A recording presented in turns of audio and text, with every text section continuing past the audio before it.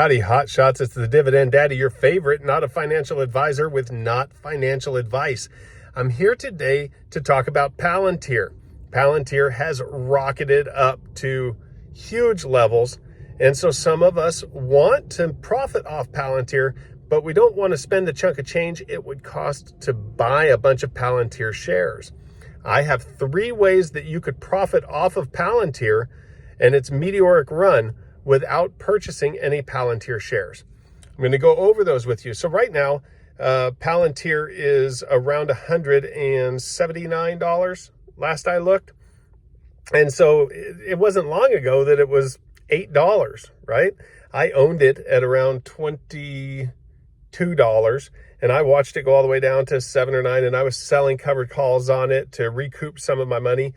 And then when it was started going up, I sold a call at $37, and then I rolled it out to a few months later, and eventually my shares got called away from me. So I don't own Palantir by itself right now. I have it in some ETFs, obviously, but I do not own any individual shares of Palantir. I'm very sad that I got my shares called away, but I have a few strategies that you could utilize to make money off of Palantir and its volatility and its high prices without actually purchasing Palantir shares.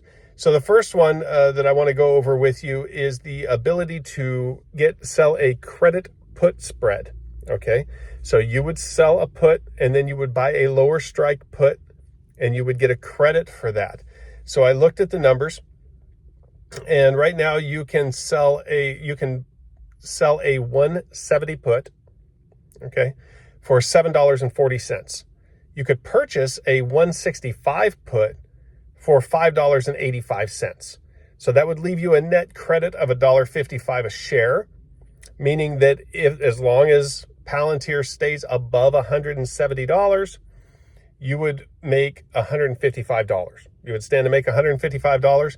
If it were to just bottom out, go straight down, then obviously both of your puts would increase in value. They would expire in the money, and you would lose $500. So $500 minus the $155 credit that you got is $345.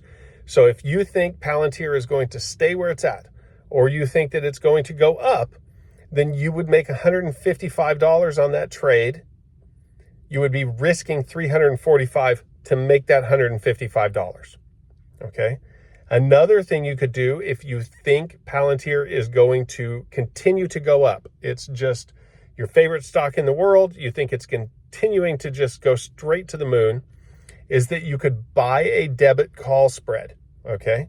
So I looked at the 180 call is $12.35. So you would pay $1,235 for one contract at the 180 call strike. And these are expiration dates of September 19th. All these are expirations of 7/19. That's 44 days out right now.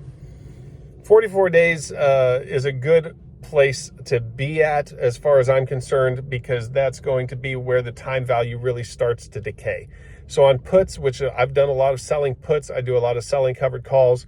I like to be about 45 days out so that I can capture time value decay very quickly.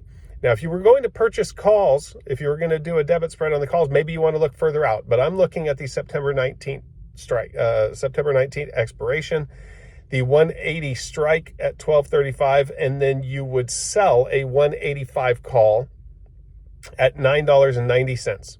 Okay, so that would cost you $2.45. You'd pay $245 up front for that debit spread. If Palantir continues to go up and it expires above $185, then you would make $500. So $500 minus that $245 would make you $255. So you would be risking $245 to potentially make $255 in profit. Okay? Those are 2 ways that you can profit off of Palantir without actually owning the Palantir shares. The third way, and the way that I am taking advantage of Palantir's prices right now, is with PLTY, which is the Yield Max Palantir Option Income Strategy ETF, okay? It currently has a distribution rate of 58.55%. And over the last year, it paid out distributions of $40.90. And in the last 5 days, it's up 8.72%. So I have seen price appreciation on my shares in PLTY. And I'm also getting a monthly distribution that right now equals about 58%. That's an easy way for me to do that. I don't have to put as much money in as I would if I were trying to sell a covered call on Palantir, because 100 shares, $179 a share, you're looking at close to $18,000 that you need to be able to cover one contract if you're trying to sell a covered call or if you're trying to sell a cash covered put. Obviously, you could do debit or credit spreads, as I spelled out here a few minutes ago, and you could use a lot less capital up front, but it's still something that has a time restriction on it. I like this ETF. I'm getting a big yield on it, a big distribution each month.